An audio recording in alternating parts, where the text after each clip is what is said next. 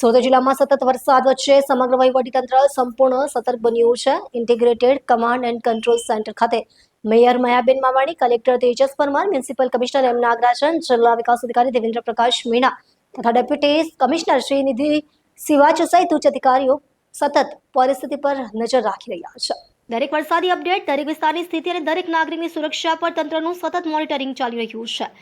રાહત અને બચાવ કામગીરીમાં કોઈ વિલંબ ન થાય તે માટે અધિકારીઓ સતત સંકલન કરી રહ્યા છે અને મેદાનમાં કાર્યરત ટીમો સાથે સીધો સંપર્ક જાળવી રહ્યા છે. પ્રશાસનની આ સતર્કતા માત્ર ફરજ નથી, પરંતુ સુરતના દરેક પરિવારની સલામતી પ્રત્યેની જવાબદારીનું પ્રતિબિંબ છે. મુશ્કેલ સમયની ઘડીમાં સમગ્ર તંત્ર એક ટીમ તરીકે કાર્યરત છે, જેથી કોઈ પણ નાગરિક મુશ્કેલીમાં એકલો ન પડે. વરસાદની દરેક પરિસ્થિતિ પર બારીક નજર રાખી જરૂરી તમામ પગલાં ભરવામાં આવી રહ્યા છે. સુરત આજે માત્ર વરસાદ સામે જ નહીં, પરંતુ સંકલન, સેવા અને સંવેદનશીલ વહીવટનું જીવંત ઉદાહરણ બની રહ્યું છે.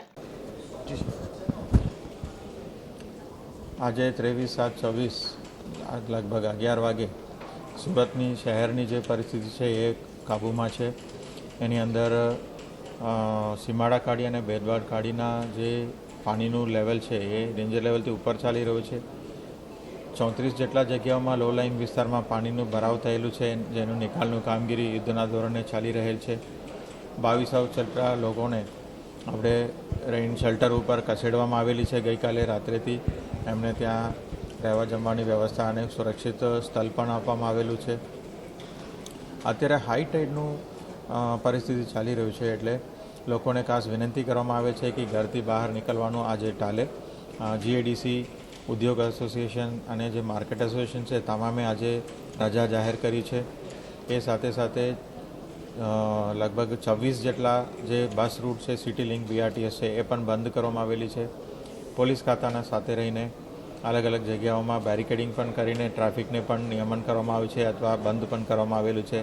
આ હાલતમાં તમામ નાગરિકો આજે જેટલું થાય એટલું ઘરથી બહાર નીકળવાનું ટાળે અને ઘરે સુરક્ષિત રહે.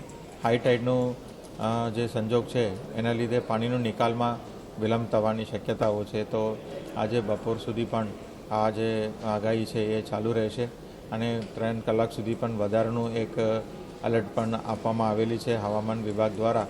તો તમામ નાગરિકોને સુરક્ષિત જગ્યા આજનો દિવસ પસાર કરવા માટે ખાસ વિનંતી કરું છું.